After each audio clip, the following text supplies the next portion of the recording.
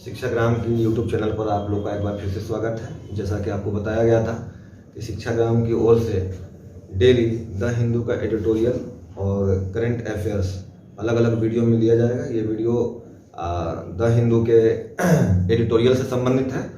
3 फरवरी की अगर बात करें तो द हिंदू में एक बहुत ही महत्वपूर्ण टॉपिक छपा था, फिस्कल ऑर्थोडॉक्सी, मतलब हुआ राजकोषीय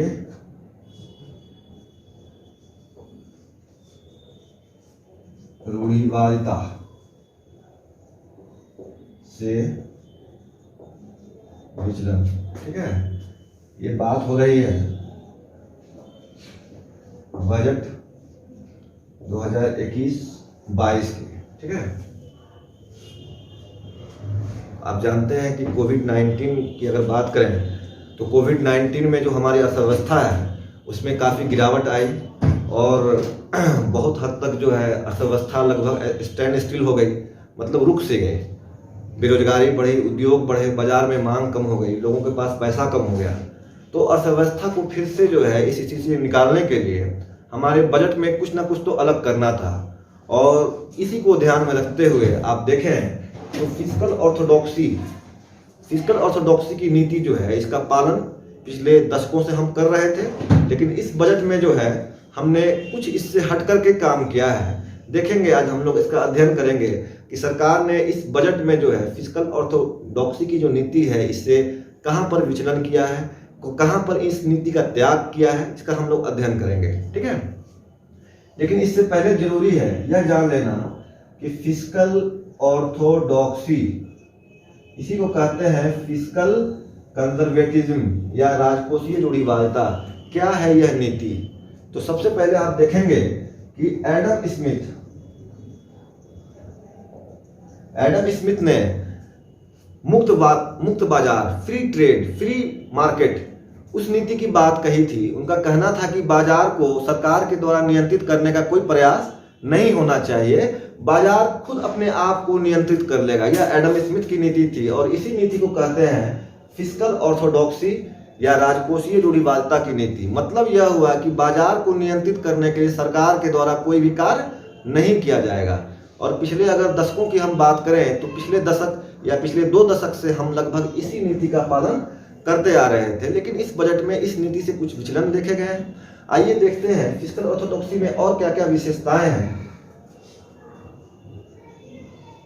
सरकारी खर्च कम होता है, सरकार के द्वारा जो बाजार को नियंत्रित करने के लिए नियम बनाए जाते हैं उन नियमों को हटाने की बात होती है। मतलब यह हुआ विनियमीकरण होता है। ठीक है, इसके साथ साथ आप देखेंगे कि मुक्त व्यापार की बात होती है, फ्री ट्रेड की बात होती है। फिस्कल ऑर्थोडॉक्सी में फ्री ट्रेड की बात होती है, मतलब एक देश का सामान अगर हमारे देश में आता है तो हम उस पर अनावश्यक ड्यूटी नहीं लगाएंगे, फ्री ट्रेड की बात होती है। तो ये सब कुछ विशेषताएं हैं फिस्कल ऑर्थोडॉक्सी की, लेकिन कुछ और भी विशेषताएं हैं। जैसे देखिए निजीकरण, प्राइवेटाइजेशन, एफडीआई, ये सब विशेषताएं हैं। लेकिन जो कोविड-19 के बाद जो परिस्थिति हमारे सामने उत्पन्न हुई, इससे निपटने के लिए आवश्यक था कि हम कुछ अपनी नीतियों में बदलाव करें और सरकार ने अगर निजीकरण और एफडीआई को छोड़ दें तो बाकी सभी चीजों पर जो है अमल किया है इस बजट में। और बाजार चक्र जो खराब हो चुका है, बाजार चक्र को स्थायित्व प्रदान करने के लिए सरकार ने fiscal activism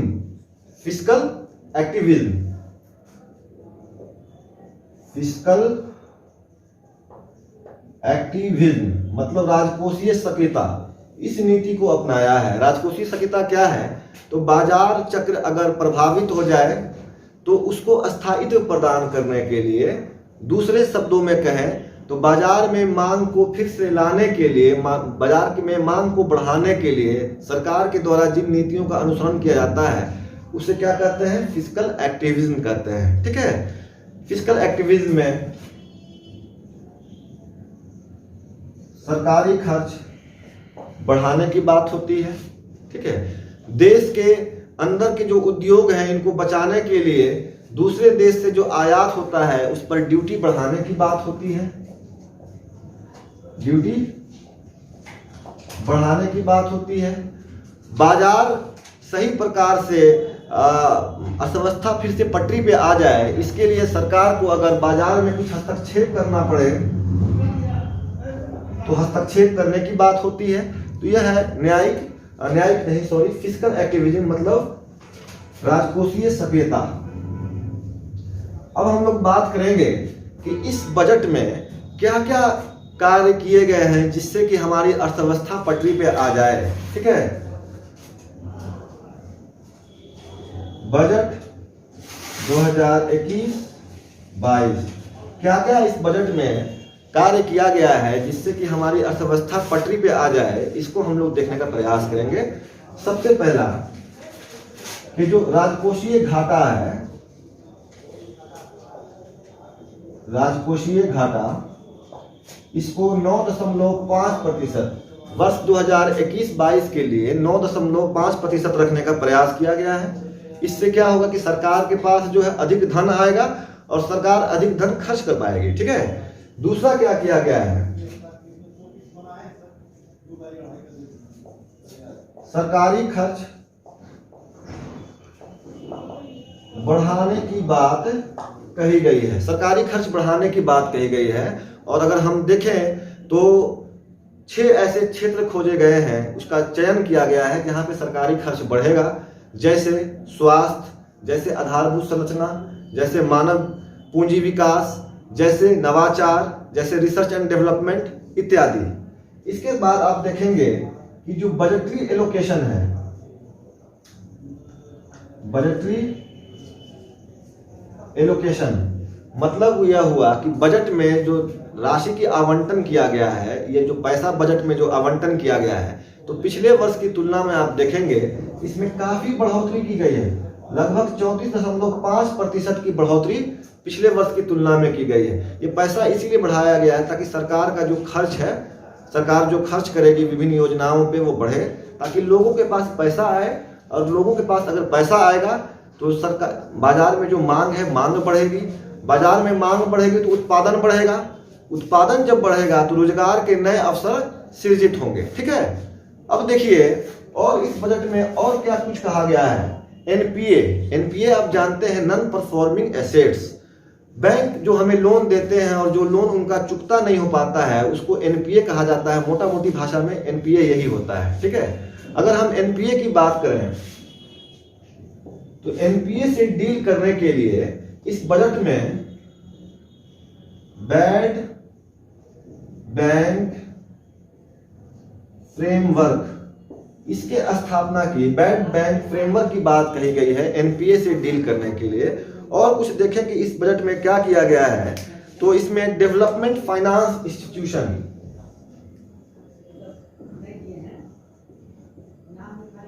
development finance institution, development finance institution की स्थापना की बात है। डेवलपमेंट फाइनेंस इंस्टीट्यूशन के स्थापना की बात कही गई है। उसका उद्देश्य यह है कि आधारभूत संरचना क्षेत्र के विकास के लिए दीर्घकालीन ऋण की उपलब्धता को आसान बनाया जा सके। आप जानते हैं कि किसी भी देश के विकास के लिए आधारभूत संरचना का विकास बहुत आवश्यक होता है और आधारभूत संरचना के विकास के लिए पैसा की आवश्यकता है। तो दीर्घकालीन ऋण प्राप्त हो सके, इसके लिए जो है डेवलपमेंट फाइनेंस इंस्टीट्यूशन की स्थापना की जाएगी। इसके साथ साथ बजट में कुछ पुरानी नीतियों को भी पालन करने की बात कही गई है, जैसे प्राइवेटाइजेशन, प्राइवेटाइजेशन मतलब निजीकरण। इसके साथ साथ एफडीआई को भी बढ़ावा देने की बात कही गई है। इसके साथ साथ जो धन है, आखिर सरकार खर्च करेगी, धन खर्च होगा तो धन कहां से आएगा, तो धन कहां से आएगा, इसके लिए केंद्र, राज्य, निजी क्षेत्र मतलब प्राइवेट सेक्टर, सरकार, केंद्र सरकार, राज्य सरकार और प्राइवेट सेक्टर, तीनों मिल करके जो है इस धन जो मतलब जो पैसा है इसको ये मतलब पैसा कहाँ से आएगा, तो तीनों सहयोग करेंगे, केंद्र सरकार, राज्य सरकार और प्राइवेट सेक्टर, तीनों सहयोग करेंगे ताकि बड़े स्तर पर निवेश हो सके और रोजगार के अवसर सृजित हो सके। चलिए अब इसके बाद हम लोग बात करेंगे कि सरकार का जो ये कदम है इसके पक्ष में क्या तर्क है, इसके विपक्ष में क्या तर्क है, क्या चिंताएं हैं सरकार के इस कदम से, और फिर आगे की राह क्या होगी इसकी बात करेंगे। इसको मिटा देते हैं, ये आपके पीडीएफ में है, डिस्क्रिप्शन बॉक्स में एक पीडीएफ दे दिया जाएगा, वहां पे सारा चीज डिटेल में रहेगा, आप देख सकते हैं। पक्ष में क्या तर्क है, तो अगर हमें बाजार की मांग बढ़ानी है, ठीक है, मांग को अगर बढ़ाना है तो सरकारी खर्च करना ही पड़ेगा। आप जानते हैं 1929 में जब विश्व आर्थिक मंदी आई थी, पूरे जिसको ग्रेट इकोनॉमिक डिप्रेशन कहते हैं, उस समय भी अर्थशास्त्री जॉन कीन्स ने सुझाया था कि अगर सरकारी खर्च बढ़े जिससे कि लोगों के पास पैसा आए तो आर्थिक मंदी से उस आर्थिक मंदी को दूर किया जा सकता है, और हुआ भी वही था। इस बार भी वही करने की आवश्यकता है। अगर सरकारी खर्च बढ़ेगा तो इससे मांग बढ़ेगी, ठीक है, और जब मांग बढ़ेगी तो इससे रोजगार के अवसर बढ़ेंगे, ठीक है। और भी देखें पक्ष में क्या तर्क है।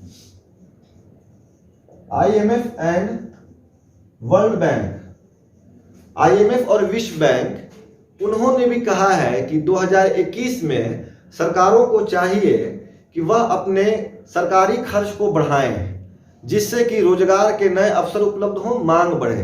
तो आईएमएफ एवं विश्व बैंक ने भी इस कदम का समर्थन किया है। इसके साथ साथ देखें और क्या इसके पक्ष में तर्क है।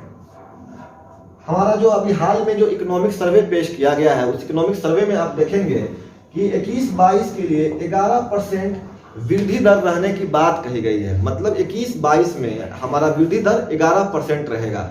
और आप जानते हैं IRGD, interest rate growth differential, ये एक टर्म है, और यह टर्म बोलता है कि यदि विकास दर ऊंची हो मतलब ब्याज दर से अधिक हो, तो वैसी स्थिति में सरकार अगर ऋण लेती है तो हमारी अर्थव्यवस्था उस ऋण को बर्दाश्त कर सकती है। मतलब उस ऋण को लेने से हमारी अर्थव्यवस्था पे कोई बहुत ज्यादा नकारात्मक प्रभाव नहीं पड़ेगा। IRGD इसी की बात करता है, इंटरेस्ट रेट ग्रोथ डिफरेंशियल। ये कहता है कि अगर विकास दर अधिक रहेगी तो ऋण लेने से हमारी अर्थव्यवस्था पे कोई बुरा प्रभाव नहीं पड़ेगा। तो अगर सरकार अधिक खर्च करने के लिए अधिक ऋण लेती है तो हमारे अर्थव्यवस्था पे कोई बुरा प्रभाव नहीं पड़ेगा, क्योंकि आर्थिक सर्वे कहता है कि हमारी विकास दर 21-22 में 11% रहने वाली है, ठीक है। तो ये सब कुछ पॉइंट्स थे जो आपने देखा कि इसके पक्ष में है। इसके साथ साथ हम देखेंगे कि कुछ चिंताएं भी हैं सरकार के इस कदम से, है कुछ चिंताएं भी हैं, उन चिंताओं का भी अध्ययन करना आवश्यक है। क्या हमारे कंसर्न्स हैं, इसको देखिए। आप जानते हैं कि FRBM एक्ट 2003 के द्वारा राजकोषीय समेकन की बात कही गई थी, मतलब फिस्कल कंसोलिडेशन की बात कही गई थी, और कहा गया था कि राजकोषीय घाटा 3% से अधिक नहीं होना चाहिए। लेकिन यहाँ पर 9.5% राजकोषीय घाटा की बात कही गई है, जो हमारे सेट टारगेट से कहीं अधिक है। दूसरा क्या है कि अगर राजकोषीय घाटा अधिक होगा तो इससे महंगाई बढ़ेगी, इन्फ्लेशन बढ़ेगा, ठीक है। इन्फ्लेशन मतलब बढ़ेगा, ठीक है। इन्फ्लेशन को ही मुद्रास्फीति कहते हैं। आप जानते हैं कि RBI ने जो है जब राजकोषीय घाटा 3% रखने की बात कही थी तो RBI ने कहा था कि जो मुद्रास्फीति है वह 4% रखी जाएगी। लेकिन जैसे ही राजकोषीय घाटा 9.5% तक जाएगा तो महंगाई भी जो है वह बढ़ेगी, और RBI का जो टारगेट है 4% उससे कहीं अधिक बढ़ सकती है। हमारे बजट में इस चिंता को दूर करने के लिए कोई बात नहीं कही गई है। और देखिए और क्या चिंताएं हैं। राजकोषीय घाटा को कम करने के लिए सरकार के द्वारा निजीकरण किया जाएगा, ठीक है। और जब भी निजीकरण होगा तो निजीकरण बड़े स्तर पे किया जाएगा, और बड़े स्तर पर निजीकरण कोई सरल प्रक्रिया नहीं है, कम समय में नहीं हो सकती है। अगर हम बात करें एयर इंडिया की निजीकरण की बात 2018 से ही चल रही है, लेकिन अभी तक फाइनलाइज नहीं हो पाई है, ठीक है। और अगर बड़े स्तर पे निजीकरण होगा तो साउथ ईस्ट एशिया या ईस्टर्न यूरोप, वहां पे जो हमारा अनुभव है वह यही बताता है कि बड़े स्तर पे निजीकरण होगा तो बड़े स्तर पर विदेशी पूंजी हमारे देश में आएगी, मतलब इससे एफडीआई बढ़ेगा। बड़े स्तर पर निजीकरण एफडीआई को बढ़ाएगा, मतलब यह हुआ कि विदेशी लोग हमारे भारत की कंपनियों को हमारे खरीद लेंगे और इससे क्या होगा कि विदेशी जो पैसा है उसकी पकड़ हमारे देश पर मजबूत होगी, ठीक है। इसके बाद से देखिए कि सरकारी कंपनियां को बेचा जाएगा तो इससे कहीं ना कहीं जो बेरोजगारी है वह भी बढ़ने वाली है, ठीक है। बेरोजगारी भी बढ़ेगी। इसके बाद से देखिए एक टर्म है टैक्स टू जीडीपी रेशियो। तो टैक्स टू जीडीपी रेशियो हमारे देश में कम है, जो हमारी एक्सपेक्टेशन है उससे कम है। तो टैक्स टू जीडीपी रेशियो अगर कम रहेगा तो सरकार के पास पैसा कम आएगा, और सरकार के पास जब पैसा कम आएगा तो सरकार वो पैसा कहां से उपाय करेगी भाई? तो सरकार वो पैसा कहां से लाएगी आप देखेंगे तो उसके लिए निजीकरण को फिर से बढ़ावा दिया जाएगा और साथ साथ में एफडीआई को भी बढ़ावा दिया जाएगा। कुछ और भी चिंताएं हैं जो इससे संबंधित है, आप देखेंगे आत्मनिर्भर भारत। आप जानते हैं कि पिछले साल हमने आत्मनिर्भर भारत की बात कही थी। तो आत्मनिर्भर भारत का मतलब यह होता है कि हमारे देश में जो भी उत्पादन हो वो अधिकांश हमारे देश की कंपनियों के माध्यम से हो, लेकिन विदेशी पैसा अगर बहुत ज़्यादा मात्रा में आएगा तो आत्मनिर्भर भारत की जो आदर्श है उसके साथ उसके विरुद्ध यह बात होगी, उससे सामंजस्य स्थापित नहीं होगा। तो ये थी कुछ चिंताएं जिस पे हम लोगों ने बात की। अब हम लोग देखेंगे कि आगे की राह क्या है। तो बस ये जो कदम उठाया गया ये आवश्यक था। अगर कोविड-19 से जो हमारी अर्थव्यवस्था प्रभावित हुई है, इससे अगर हमारी अर्थव्यवस्था को उभारना है तो ये आवश्यक था, लेकिन साथ ही साथ सरकार को इस पर भी ध्यान देना चाहिए जिससे कि जो नीति में जो बदलाव किया गया है ये टिकाऊ हो और इससे लंबे समय में हमारी अर्थव्यवस्था पे कोई बुरा प्रभाव नहीं पड़े। इसी के साथ ये जो लेक्चर था मतलब बजट 2021-22 फिस्कल ऑर्थोडॉक्सी की जो नीति है, मतलब राजकोषीय रूढ़िवादिता की जो नीति है उससे विचलन, ये टॉपिक आज समाप्त हुआ।